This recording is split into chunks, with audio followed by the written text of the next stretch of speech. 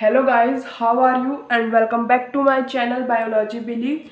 Today we will study the chapter 17 breathing and exchange of gases, and today's our topic will be the exchange of gases. Okay guys, exchange of gas किसके किसके बीच में exchange occur होता है. First होता है alveoli gases exchange occur between in first alveoli and blood, and second is blood and tissue. ठीक है, जो भी एक्सचेंज होगा वो एल्वेलाई के बीच, एल्वेलाई और ब्लड के बीच में होगा और ब्लड एंड टिश्यू के बीच में होगा. तो एल्वेलाई प्राइमरी साइट होता है एक्सचेंज ऑफ गैस का. जो एल्वेलाई है it is a primary sites of gas exchange. क्यों? क्योंकि ये सबसे ज़्यादा प्राइमरी साइट है. हमारे एक लंग्स में 150 मिलियंस एल्वेलाई प्रेजेंट होते हैं, तो दोनों लंग्स मिला के 300 मिलियंस ऑफ एल्वेलाई प्रेजेंट होते हैं हमारे लंग्स में. अब जो ऑक्सीजन और CO2 का एक्सचेंज होता है सिंपल डिफ्यूज़न से, इसमें मेनली 4 फैक्टर इन्वॉल्व होते हैं. There are 4 factors. ठीक है, 4 फैक्टर्स इन्वॉल्व होते हैं. First,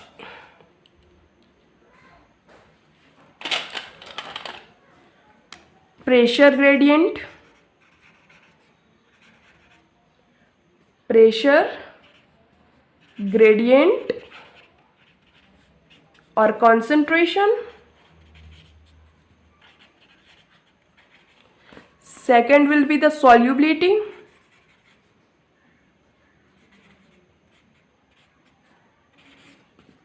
Third will be the thickness of membranes. ठीक है, thickness of membranes. And fourth will be the surface area. ठीक है, ये जो 4 फैक्टर्स हैं ये CO2 एंड O2 के सिंपल डिफ्यूज़न के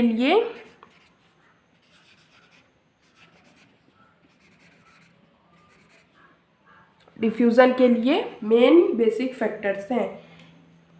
ठीक है, तो फर्स्ट हम लोग प्रेशर ग्रेडियंट देखते हैं. तो एक बार चलो NCERT से पढ़ते हैं, उसके बाद हम इसको डिटेल में एक बार नोट्स में देखेंगे. ठीक है, we already completed this much. जितना मैं आप लोगों को बताया कि एल्वेलाई प्राइमरी साइट होता है एक्सचेंज ऑफ गैसेस के लिए. इसमें blood and alveoli tissue and blood के बीच में होता है. CO2 और O2 के बेसिक उनके डिफ्यूज़न के लिए 4 फैक्टर इन्वॉल्व होता है. प्रेशर ग्रेडियंट और solubility, thickness membrane and the surface area. ठीक है, ये ऑलरेडी फर्स्ट पैराग्राफ में we are already completed the NCERT. Okay, तो जो प्रेशर ग्रेडियंट है, pressure contributed by an individual gas is a mixture of gases is called partial pressure and represent PO2 for oxygen.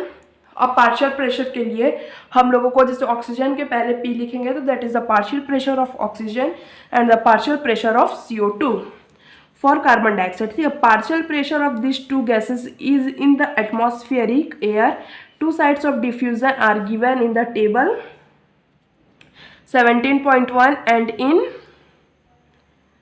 Figure 17.3. ठीक है, दोनों important है. This data are clearly indicated the concentration gradient for the oxygen and for the from alveoli to the blood and the blood to the tissue. ठीक है, तो इसको एक बार हम लोग लिख लेते हैं. ठीक है, इसमें ये ऑलरेडी ये जो डाटा है ये NCERT का है और इसमें के जितने भी वैल्यूज़ हैं वो काफ़ी इम्पॉर्टेंट है। जैसे कि रेस्पिरेटरी सिस्टम का O2 159 है, एटमॉस्फेरिक का पार्शियल प्रेशर ना, don't be consider it is a volume, it is a partial pressure, ठीक है, that is a P, that is also P, ठीक है। तो एटमॉस्फेरिक प्रेशर कितना होता है 159, और किसमें इसमें कार्बन डाइऑक्साइड में होता है 0.3, ठीक है। और एल्वेलाई में कितना होता है 104, एंड जो PCO2 में होता है 40। अब देखो क्या होता है, हमेशा जो प्रेशर का गैस एक्सचेंज है वो हमेशा हायर टू लोअर जाता है, हायर टू लोअर, ठीक है। तो देखो ज़्यादा कौन है 159 है, दैट इज़ 159। अब ये क्या करेगा, जो PO2 है वो एल्वेलाई में जाएगा, ठीक है। एटमॉस्फेरिक का ऑक्सीजन है वो हमारे एल्वेलाई में जाएगा, और जो कार्बन डाइऑक्साइड है वो बाहर निकलेगा,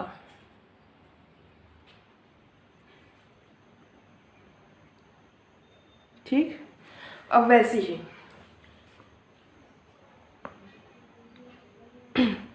अब जो ऑक्सीजन है, जैसे कि ये देखो डीऑक्सीजनेटेड ब्लड है, ये कहाँ जाएगा, इसमें जाएगा, और ये इसमें आ जाएगा हायर टू लोअर, ठीक है। और चलो इसको समझने के लिए हम एक बार डायग्राम से समझते हैं एक बार, ठीक है। दैट इज आवर एल्वेलाई, ये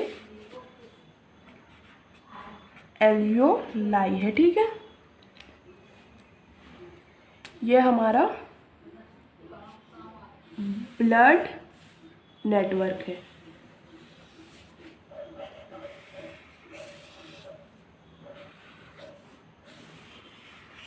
ये ब्लड का नेटवर्क है,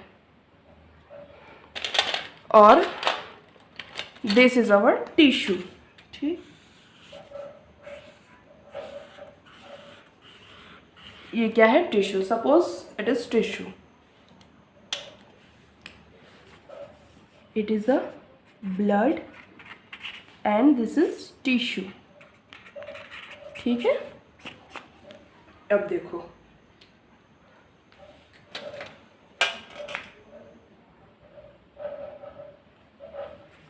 एल्वेलाई में क्या होता है, PO2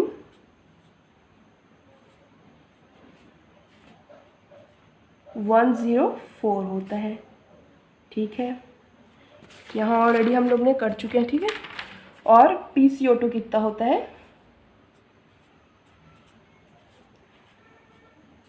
40, ठीक। और वहीं एटमॉस्फेरिक एयर कितना होता है, एटमॉस्फेरिक एयर का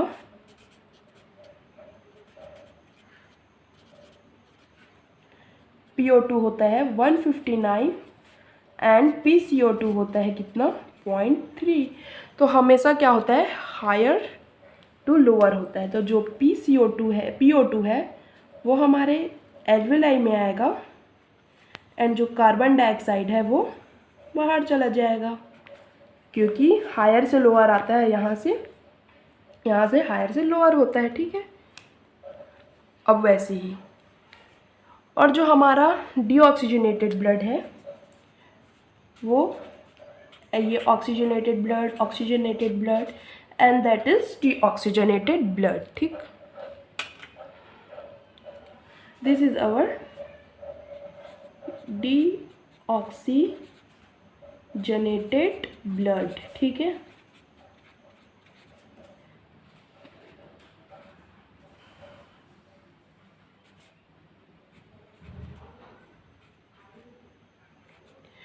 डीऑक्सीजनेटेड ब्लड कितना प्रेजेंट होता है हमारे इसमें 40, एंड इसमें कितना होता है प्रेजेंट 45, ठीक है। अब ये फिर हायर से लोअर जाएगा, तो ये क्या होगा, ये यहाँ अंदर आएगा, ठीक है, और ये ऐसे बाहर चला जाएगा। तो फिर हमारा जो ऑक्सीजनेटेड ब्लड है वो कितना हो जाएगा,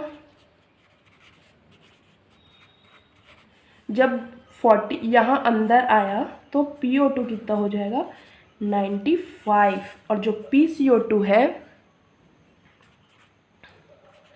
ये कितना हो जाएगा 40।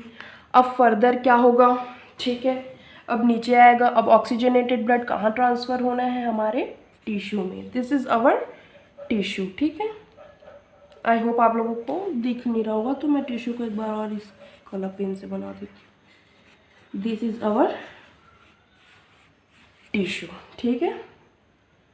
और देखो टिश्यू में कितना होता है हमारा जो PO2 है वो, and this is our PCO2, this is the oxygen partial pressure of our tissue, ठीक है।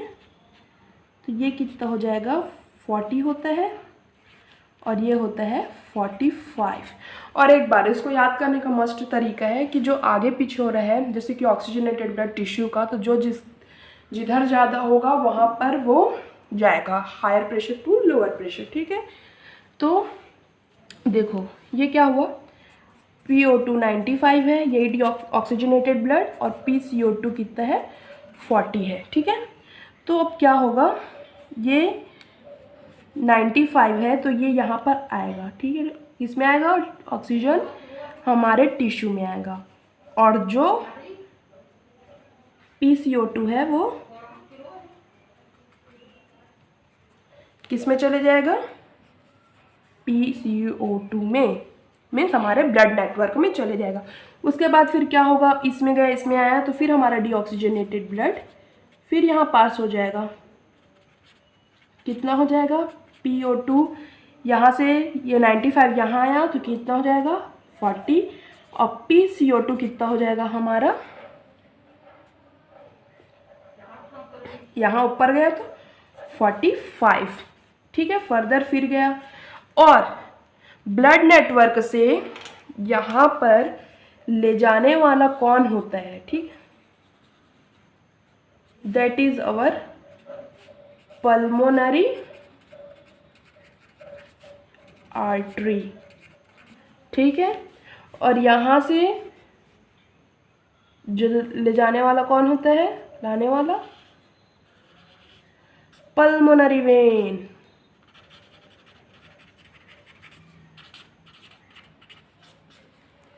ठीक है। आई होप गाइज आप लोगों को ये एकदम अच्छे समझ में आ गया होगा, ठीक है।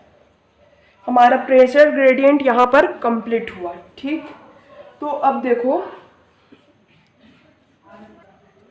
अब हमारा आता है फैक्टर, कौन सा factor, solubility factor, solubility factor, ठीक है। सॉल्युबिलिटी फैक्टर बहुत ज़्यादा इम्पोर्टेंट रोल करता है। एक बार मैं NCERT से पढ़ती हूँ, फिर आप लोगों को बताती हूँ, ठीक है। देखो, as the solubility, page, this is the page number 273, 2 line, ठीक है। As the solubility of CO2 is 20 to 25 times higher than that of O2, जो CO2 का सॉल्युबिलिटी फैक्टर है वो 20 to 25 ज़्यादा होता है किसके, ऑक्सीजन से। The amount of CO2 then that can diffuse through the diffusion membrane per unit difference in a partial pressure is much higher than as compared to that of O2, जो solubility factor होता है इसका, जो CO2 का, ठीक है, 20 to 25 time higher होता है than that of what, O2, understand. तो जिसका सॉल्युबिलिटी फैक्टर जितना ज़्यादा होगा उतना ज़्यादा वो मेम्ब्रेन में डिफ्यूज़ होना बहुत ज़्यादा इजी हो जाता है, ठीक है। उसके बाद थिकनेस मेम्ब्रेन, ठीक है, उसके बाद थिकनेस मेम्ब्रेन भी बहुत ज़्यादा रोल प्ले करता है। क्यों, क्योंकि जितना ज़्यादा पतला होगा थिकनेस ऑफ मेम्ब्रेन एल्विलाई और ब्लड के बीच में, उतना ज़्यादा डिफ्यूज़न बहुत अच्छे से होगा, और उतना ज़्यादा जो गैस का पास है, डिफ्यूज़न है, it is more easily than that of thickness रहेगा, ठीक है। तो जो थिक रहता है, जैसे थिकनेस मेम्ब्रेन, ठीक है, थिकनेस मेम्ब्रेन,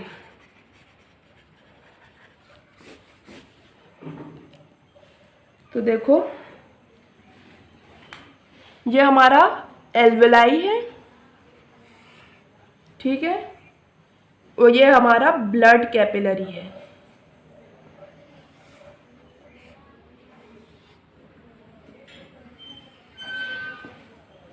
तो इसमें का जो ये मेम्ब्रेन होता है, ठीक है, ये काफ़ी पतला होना चाहिए। ये ऑलरेडी हम लोग पिछले लेक्चर में इसको देख चुके हैं, मगर यहाँ पर तो फैक्टर के हिसाब से इसको बताना बहुत ज़्यादा इम्पॉर्टेंट है, ठीक है। ये मेम्ब्रेन काफ़ी पतला होना चाहिए, तभी जो डिफ्यूज़न है वो अच्छे से हो जाएगा, ठीक है। ये क्या होता है, squamous epithelium, that is squamous epithelium. यहाँ पर प्रेजेंट होता है बेसमेंट और यहाँ प्रेजेंट होता है एंडोथेलियम ऑफ ब्लड कैपिलरी, ठीक है। एंडोथेलियम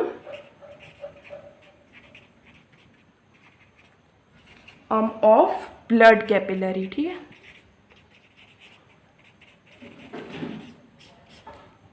ये जितने भी मेम्ब्रेन्स हैं वो काफ़ी थिन होते हैं, ठीक है।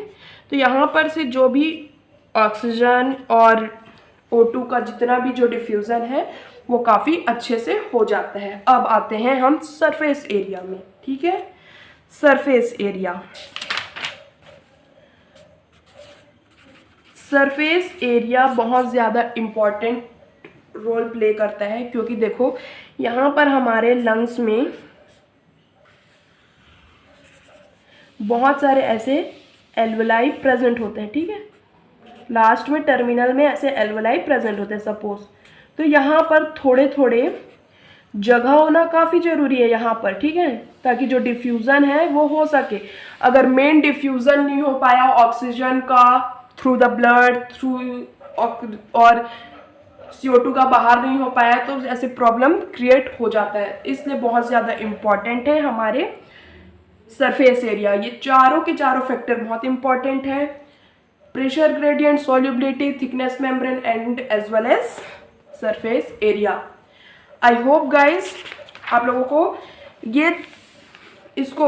ये बहुत ज़्यादा इम्पॉर्टेंट है और आई होप आप लोगों को समझ में आ गया होगा।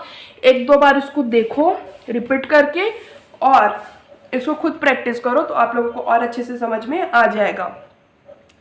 तो guys keep study, be happy and thanks for watching.